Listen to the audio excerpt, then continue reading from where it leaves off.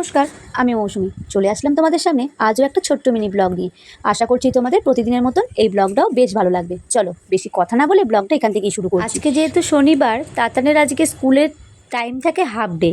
তোকে স্কুল থেকে নিয়ে এসে আমরা দুজনে মিলে রেডি হয়ে গিয়েছিলাম। খাওয়া দাওয়া শেষে আমরা বেরিয়ে চলো সম্পূর্ণ ব্লগটা আমার দেখতে থাকো। তারপরে আজকে যেহেতু ছিল জগদ্ধাত্রী পুজোর আজকে একাদশীর দিন, আজকে কিন্তু আমাদের বাড়ি থেকে বেশ কিছুটা দূরে ছিল কিন্তু একটা আঁকার কম্পিটিশান। সেখানেই আমরা যাচ্ছিলাম আমি আর তাতান মিলে। আর আমাদের সাথে আছে কিন্তু আমাদের পক্ষীরাজ, মানে আমার সাইকেল। তো এখানে দেখো তোমাদের এই জায়গাটা অনেকদিন আগে শেয়ার করেছিলাম। এই জায়গাটাতে কিন্তু হাট বসে প্রতি বৃহস্পতিবার। এক বছর হলো আঁকা শিখছে, মানে এখনো এক বছর হয়নি, কিছুদিন পর গেলেই এক বছর হয়ে যাবে।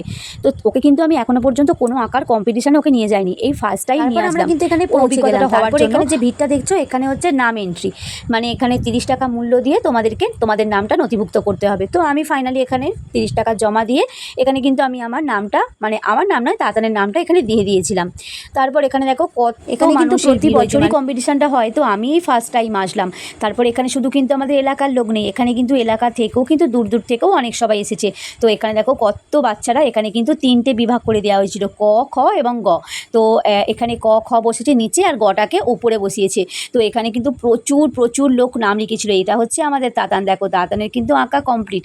আর ও হচ্ছে প্রথমেই কম্পিটিশনে নাম দিয়েছে, তাই একটু হয়তো নার্ভাস খেয়ে গেছে। আমি ওকে একটু করে বলে দিচ্ছিলাম যেহেতু প্রথম, এইটাই যেহেতু আঁকাটা কেমন হয়েছে একটু তোমরা অবশ্যই নার্ভাস হয়ে গিয়েছিল। এখানে কিন্তু প্রচুর বাচ্চারা ছিল জানো। যখন আমিও প্রথম আঁকার কম্পিটিশানে যেতাম, তখন কিন্তু আমিও ঠিক এভাবেই ঘাবড়ে যেতাম যে কি আঁকবো কি করবো। হ্যাঁ, ওদের কিন্তু কোনো বিষয় দেয়নি, ওদের মানে বাড়ি থেকে যেটা প্র্যাকটিস করে গিয়েছিল সেই প্র্যাকটিসের ওপরেই ওদের আঁকতে বলে দিয়েছিল।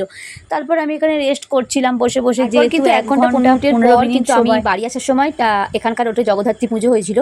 তো এখন ঠাকুর কিন্তু বিসর্জন হয়নি, তো সেই মাঠেই কম্পিটিশানটা হয়েছিল। তারপর বাড়ি আসার সময় দেখো আমি নিয়ে নিয়েছিলাম 1 প্লেট আলু কাবলিটা কিন্তু জঘন্য খেতে ছিল। তারপর এখানে বাড়ি আসার পথে এখানে দেখো এখনো কিন্তু এদের খাতা জমা নেওয়া বাড়ি থেকে বেরিয়েছিলাম 2 থেকে 2:30 মতো। আমরা কিন্তু ঘড়ির কাঁটায় বাজতে যায় 5টা থেকে 5:30টায়, দেরি আর না করে বাড়ি চলে আসলাম। তো বাড়িতে এসেই দেখো ও কিন্তু ভীষণ খুশি হয়েছে। তার কারণ ওনাকে একটা সান্ত্বনা পুরস্কার হিসাবে যারা ওখানে জয়েন করেছিল তাদের সবাইকে কিন্তু একটা করে এরকম রং দিয়েছে। বাবু প্রথম আঁকার কম্পিটিশানে গেছে আর প্রথম এই রংটা পেয়েছে, ভীষণ খুশি হয়েছে।